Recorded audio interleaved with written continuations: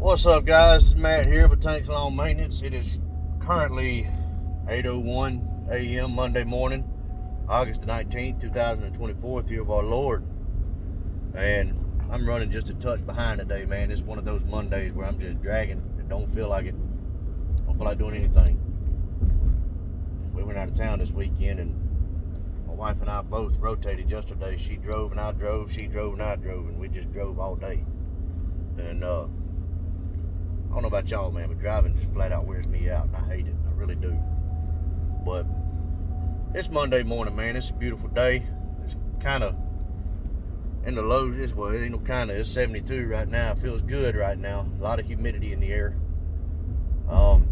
It's supposed to get up to 92 today, and I think it's only supposed to be 90 tomorrow. And then after tomorrow, it's only supposed to be 85 and 86 all the way till Sunday. And we're gonna see about that. I know we're not done with the hot weather though. We have 90-degree days all the way up to the beginning of October. So we'll see what happens. I'm definitely looking forward to it though. I can deal with 80, and I can deal with 80 up to 90. It's just once it creeps up above 95, that's when it just about gets too hot to bear, man. It really does. But we'll see what happens, man. I'm looking forward to this cooler weather.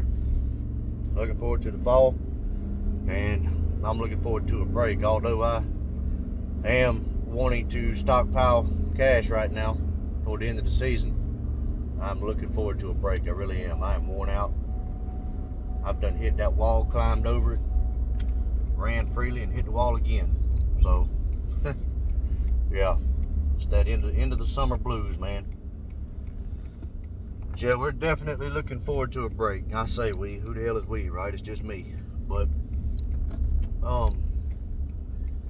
I've got quite a bit on the list today. I've got 9. The good thing is that they're all in my neighborhood, so I should be done between 2:30 and 3. But I'm gonna be worn out, man. These yards in my neighborhood, they for a solo operator, it's quite a bit. And this car right here, I'm waiting on this car to come by, and they are literally driving 10 miles an hour. But it drives me insane when people do that. But I got a question for y'all, man. When y'all give quotes, do y'all go to the property and give the quote?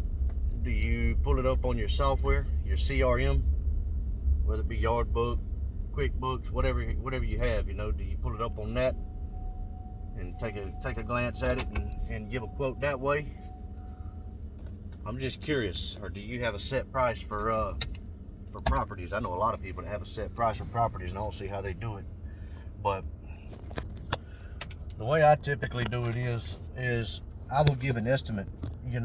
Somebody sends me a quote request, I will get on my software and pull up the property, get a bird's eye view of it, and look at the square footage and everything, and I will give them an estimate.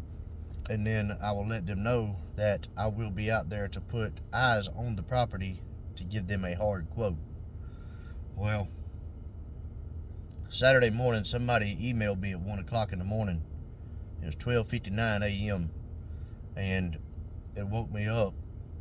So I read it. It was an email, somebody wanting a quote for just mowing, edging, and weed eating, and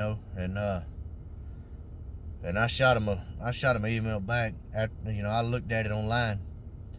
From the bird's eye view, you can't see, you can't get a side view or a ground level view of the yard when you look at it on Yardbook, or at least if you can. I haven't figured it out. But I gave him a quick estimate and told him it would be around $70, but I have to come out there and look at the property in person. But at the moment I was in Tennessee, and that I would come out there and take a look at it in person when I get back into town Sunday afternoon. And that's what I did. They were good with the estimate, and I was willing to just let it go and just say $70, and because I really didn't feel like going by there It's Sunday. I don't like doing quotes. I don't like doing anything with my business on Sundays unless it's maintenance or something like that. But I really just like staying home on Sundays. And but something told me in the back of my mind that I needed to go look at the property, and my wife told me also, said, babe, you need to go look at this property. You've been bitten too many times. And so I did. On the way back, as soon as we got back into Evans from Tennessee, before we even got home, I stopped at this property and took a look at it. And I'm glad I did, man, because it's a bunch of trimming, bunch of weed eating, bunch of obstacles. And one side of her property goes up a steep hill, a steep embankment, and it's steep enough that I can't get one of the standers on there, and so that's going to have to be weed eated. And then the other side of the property, it falls off a very sharp, steep embankment in the same way. You're going to have to use a weed eater on it. And so I shot her a text and told her it was going to be nearly $100, and I want to say it was $94 after I looked and see how much time it was going to take me. And it was going to wind up being $90, and I think she had like 2 bushes that had to be trimmed once a month, 2 very small Lord Petalums. And you know Lord Petalums, they need to be trimmed at least once a month. But all in all, it was going to be $94, and I'm glad I went and looked at it. I don't know if the woman accepts the quote or not. I haven't received an email because I sent that to her last night, probably about 8:30, 9 o'clock. And I'll find out later on today if I get it. But I'm just wondering what y'all do, man. Do y'all put eyes on the property? Do y'all do it a different way? Do y'all pull it up on Zillow, or do you pull it up on Google Maps or Yardbook or whatever it is that you're using and give it a quote that way? I'm just curious, man. But that, and also big landscaping jobs, you know, from time to time, probably about once a month, once every 2 months maybe, I'll get an email or a text message or something, somebody wanting some landscaping done, some bush maintenance. And when it's like that, what it is typically someone that's gotten up there in age, and they've got a butt ton of bushes. I'm talking about a ton of bushes that's just gotten overgrown, and it's gotten to a point where they can't handle them anymore because they done gotten old and don't feel like doing it, or they just gotten too far out of whack for them to be trying to fool with. And what do you guys do? Some of you solo guys, not some of you bigger guys that have 3 or 4 guys working with you. What do you solo guys do when it's like that? Do you turn those jobs down? Do you give them an outrageous price that way because you don't want to do it? And if you do it, it's going to be well worth your money? Or do you charge a fair price? The way I've always done it is I've always given them a fair price and just hope like hell I can find help. Now, this Friday, we're going to do this job Friday as long as we don't get rained out none during the week. And I'm going to have help. I'm going to have my guy that was helping me all summer. He's going to help me.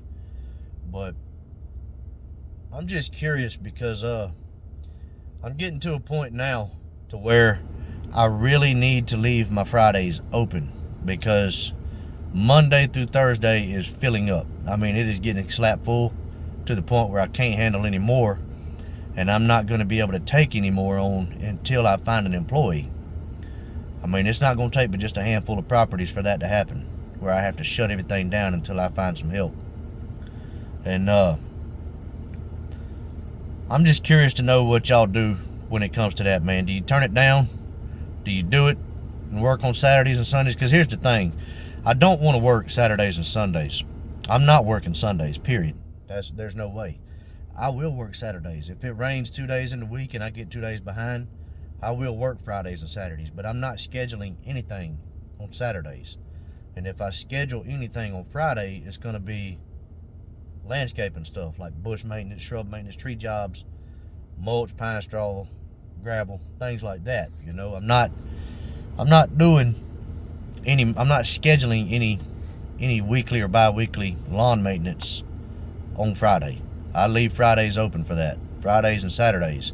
And the way I've been doing it is if I do have something scheduled on Friday, some sort of landscaping job, and I get rained out Monday through Thursday, I'll push it back. That landscaping job, I will push it back. Because my goal is to get to a point to where we're not working on Saturdays and just have Friday open, you know, unless it's absolutely no choice. It's done rained half of the week and we have to work on Saturdays. That's the only way I want to work on Saturdays. And I know a lot of you probably thinking you're a sissy. There's gonna be times you have to work on Saturdays, and that's fine. You know, if that's what you do in your business, more power to you. I'm not knocking you for it, but me personally, that's just not what I want to do. I want to save my weekends for my family. And I'm just curious to what all you guys do, man. I'm trying to get some trying to get some ideas here to how I can better my business and make it run a little more efficiently. But anyway, guys, I'm waiting out here in front of my first property. This one's gonna take me a while. There's quite a bit to do, and we got 9 on the list, man. But we're in the neighborhood all day. But anyway, guys, I'm gonna hop off here. All you weekend warriors, I hope y'all had an amazing weekend. I hope y'all got out there and killed it and grew exponentially. And all you regular guys like me, man, I hope y'all have an amazing week this week, and I hope y'all are staying hydrated. Hope y'all have had plenty of rest, and man, I hope y'all get out there and kill it this week. But nonetheless, I hope each of you are prosperous this week, and I hope y'all get out there and kill it, man. But look here, I'm gonna hop off here, get busy, and until the next one, y'all keep cutting that grass and keep making that money. Holla at y'all. Bye.